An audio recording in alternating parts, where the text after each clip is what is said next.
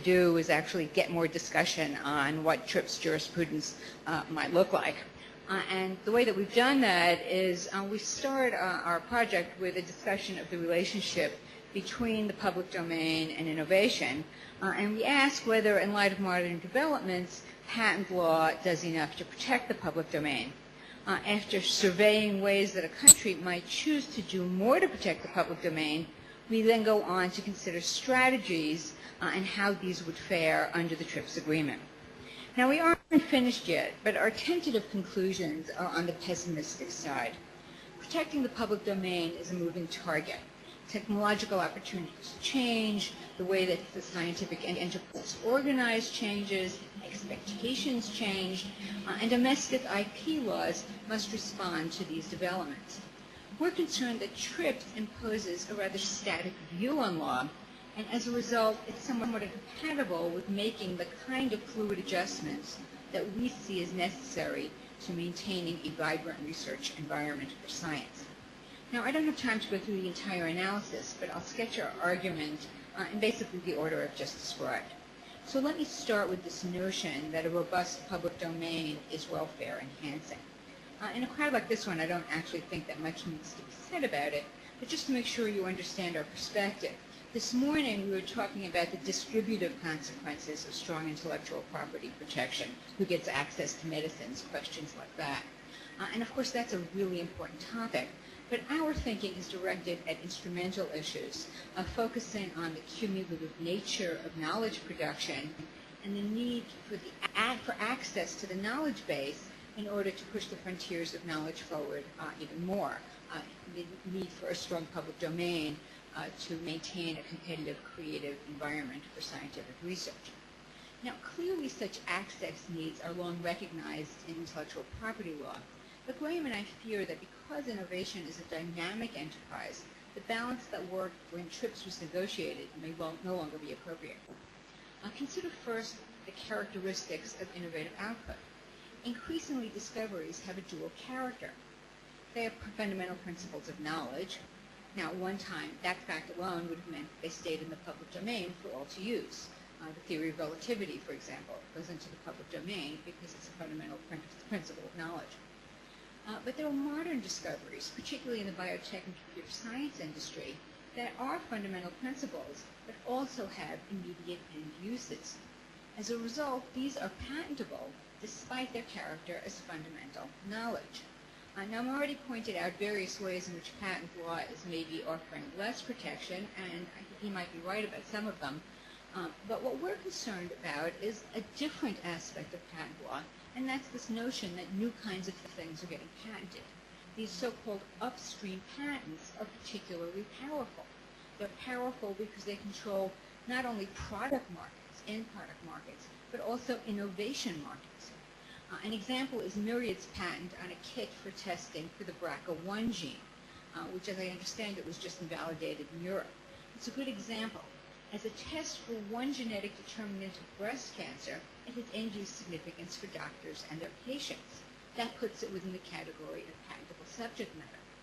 But since it's also needed by scientists looking for other causes of breast cancer, the patent, which is still valid in the United States as far as I know, creates control over all breast cancer research. All Myriad has to do is say no, and nobody can do breast cancer research because they can't exclude BRCA1 as a source.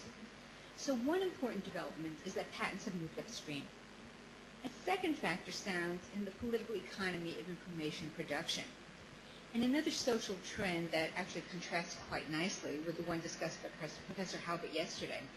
People have come to think that innovators deserve to own the fruits of their creative efforts, irrespective of whether protection is needed to promote wider social goals. And courts and legislatures have begun to see things that way too. We see it in lots of areas. Yesterday's discussion of expansive trademarks doctrines that have nothing to do with consumer confusion, are one example of that trend. Rights of publicity, which some of us talked about over lunch, they also have very little to do with incentives and everything to do with it's mine because it's me. Claims for traditional knowledge, geographic indications, in some sense data protection are other examples of this exactly the same phenomenon. And so it's not a surprise that you'd see an expansion in patent law as well. So the second change is in the innovation environment and what people feel they have the right to own, and expanded claims to protection, some of which are actually cast as human rights. A third factor is in the organization of science, which now seems to call for increased patenting. Microsoft notwithstanding, you don't always see large firms growing ever bigger as they hire experts and integrate creative production, manufacturing, and distribution in one firm. Instead, what you sometimes see in modern innovation are small firms supported, at least in their initial stages, by venture capitalists, and networks of learning, temporary change in associations among these small firms, so they ally in one way on one project and a different way on other projects. But these patents are key, not for their exclusivity, but because they serve as signals of technical and business competence. And it's a shame that Professor Trachtenberg isn't on this panel, because the data that he presented yesterday actually seemed to support the use of patents as signals. He showed how high patents lead to more mobility of the patentees. The situation at universities produces a similar pressure on patenting. University work was once a core source of innovation prospects, research opportunities that entrepreneurs could freely pick up and develop. But now in the United States, the Bayh-Dole Act gives universities the ability to own their own patent rights. There's been a proliferation of technology transfer offices, changing expectations among faculty as they come for recruitment, and all of that's made it hard for universities to resist patenting, and in fact spurs them to push patenting further upstream to protect the kind of work that their faculty do. The bottom line is, as I said, that things change. In the current era, patents have come to tie up more information and more basic information than ever before. To us, this presents the national and international systems with a new challenge. Are we protecting so much that innovation will be chilled? Now, one response is that there will not be a chill because people can always work around the patents contractually. Unfortunately, it's not clear that enough of these welfare transactions will occur. Becky Eisenberg has written quite brilliantly about transaction problems among heterogeneous entities and in the presence of substantial pricing uncertainties. There's also a growing literature by behavioral economists on irrational actors who just don't contract for reasons that are hard to understand. So I won't belabor the point here, but I'll instead note that private ordering isn't likely to provide a full answer, and thus there may well be a need to readjust the balance between public and private rights through legal mechanisms. Now, there are clearly many ways to go about doing that. You could try to go back to the status quo ante by cutting back on patentable subject matter or erecting high hurdles to patentability, raising the inventive step, for example. But to the extent that these new kinds of patents are needed for various purposes, other actions may be better. Maybe you could retain these patents but adjust their scope or expand defenses or alter remedies. Some of these were the things that Marty was talking about. You could also change the institutions that mediate between users and producers. One could also change other law, non-patent law. For example, make refusals to deal an antitrust violation. That's basically what happened to Myriad in Europe. You could use the food and drugs laws, as was discussed earlier today, or price controls. The question that Graham Dinwiddie and I are asking is whether and how TRIPS can be interpreted with enough flexibility to allow these kinds of changes to occur. Now, we've looked at a variety of these kinds of strategies and analyzed them in light of the admittedly few WTO cases that have been decided so far. Now, what have we concluded?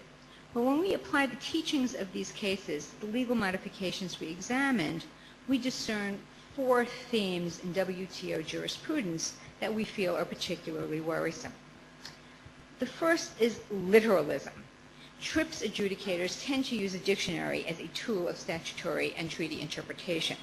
That does justice to neither the statute under review nor to the part of the agreement used to analyze. A good example of that is the Canada Pharmaceutical case, which analyzed a new experimental use defense that Canada had enacted. It allows generic manufacturers to use patented products to generate data needed for regulatory review. Now, on its face, that provision is neutrally drawn, and yet the panel analyzed it under Article 27 of TRIPS, which requires technological neutrality. that patents be enjoyable without discrimination as to the fields of technology. Now, Canada's statute was neutrally drafted. It applied to all experiments done for regulatory review purposes. So in a sense, Article 27 shouldn't have been applicable. But the panel applied it anyway because the panel said discrimination means any kind of discrimination. De jure discrimination, action targeted at a particular field, but also de facto discrimination, action with a disparate impact on particular fields, which included that regulatory review provision because it mainly affected pharmaceutical patents. Now, certainly one goal of TRIPS is to eliminate de jure discrimination. For example, the drafting history is replete with concerns about countries that fail to patent pharmaceutical. And certainly we wouldn't want members to avoid the ban on de jure discrimination by simply drafting provisions generally, but with a discriminatory purpose in mind. But we're worried that the panel's language could be taken too far. The fact is, different disciplines have different needs. That's why God invented so many IP systems, patents, copyrights, and trademarks. And even within patent law, there are important differences in the way that the law applies to specific technology. Differentiation in this way should not always be considered a de jure discrimination or actionable discrimination. At the very least, members should be allowed to rebut a showing of differential treatment with justifications based on the legitimacy of purpose. Canada Pharmaceuticals exhibits another problem with literalism. In both that case and the U.S. Section 110.5 case, which was mentioned this morning, that's the case that involves a U.S. law exempting certain musical performances from copyright liability. In both of those cases, the panels applied the exceptions tests found in Article 13 and 30. Now, they're drafted somewhat differently, but basically they lay out a three-part test. A country can enact limited exceptions so long as they don't unreasonably conflict with a normal exploitation of the intellectual property right, or 3, unreasonably prejudice the legitimate interests of right holders. Now, in applying these three tests, TRIPS adjudicated analyzed what was normal by looking at what was typical forms of exploitation, typical provisions of national laws. They did not choose to understand normal as requiring a normative assessment. And yet provisions that utilize concepts like unreasonable, normal, legitimate, cry out for consideration of the normative, not the typical. Panels, we think, bear a duty to say what markets should be available to rights holders. We're concerned that failure to take a normative approach will create two problems. It will entrench existing law and practice because it takes what's typical as the baseline. And this is true even though there's no reason to believe that what is now typical is identical to what TRIPS requires. Second, this approach makes the public domain vulnerable to what courts regard as just desserts, which in the present climate, as I said, is strong protection indeed. So that's the literalism problem. A second problem is structuralism. As I just described, the Canada Pharmaceuticals panel analyzed Canada's regulatory review provision under Article 30's three-part test. Because it's an exception to infringement, that analysis certainly made sense. But as I said earlier, the panel also applied Article 27's ban on discrimination. Where did that come from? Well, the panel said technological neutrality is structural. It applies to every action that a nation takes. The elevation of certain provisions into structural requirements of the agreement also strikes us as wrong. Countries enact exemptions because they see particular problems with specific legal regimes, as Canada did in the interaction between pharmaceutical patents and regulatory review. If Article 27 applies to everything that you do, then any action directed at a particular problem will never survive. In fact, there's an irony here. If every exemption must affect all fields of technology equally under Article 27, then no exemption will be limited as is required by Article 30. So that's structuralism. A third problem we discern in the decisions to date is undue formalism. Now, of course, nations should not be allowed to evade the force of the agreement by simply renaming rollbacks of intellectual property protection as something else. So formal attention to each specific provision of the agreement and to the specifics of each nation's legislative agenda is clearly important.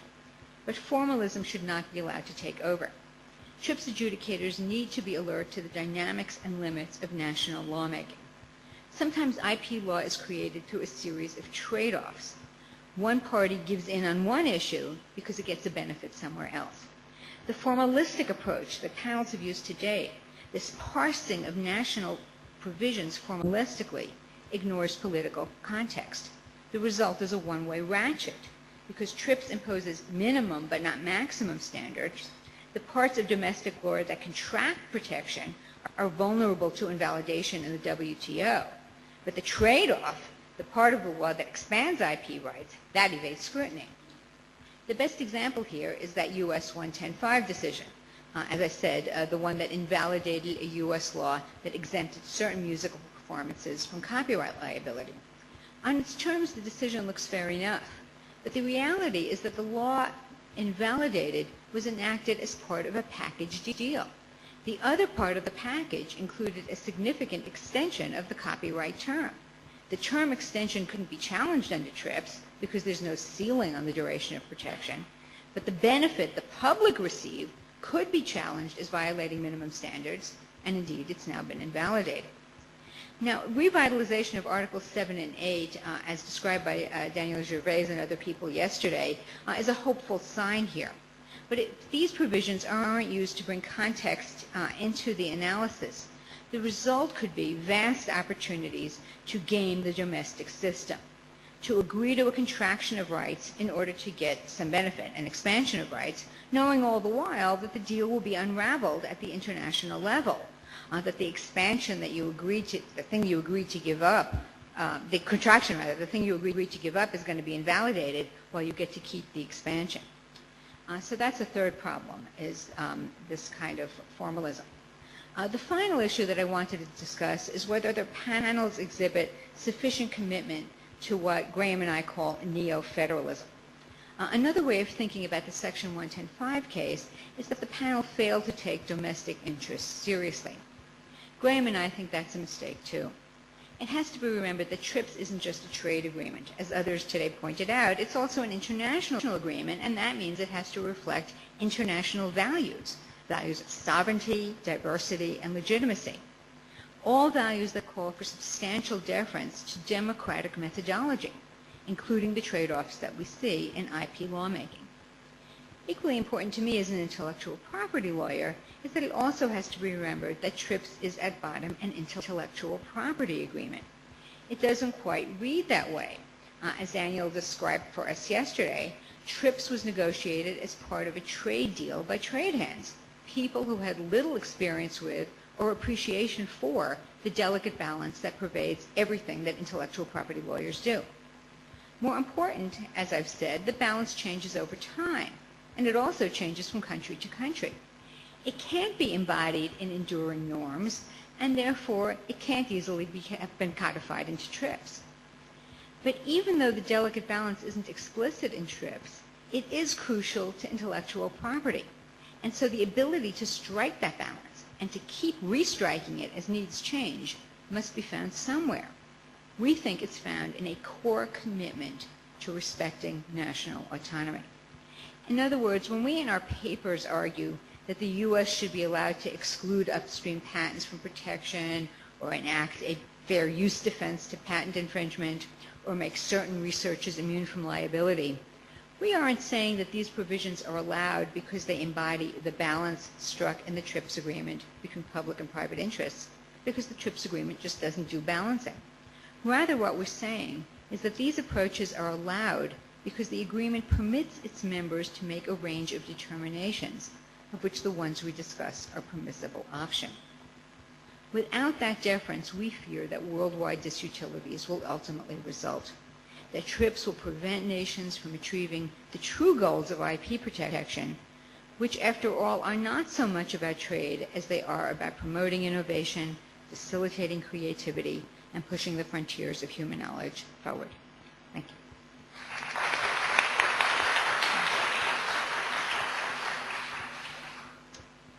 Thank you for this most interesting presentation.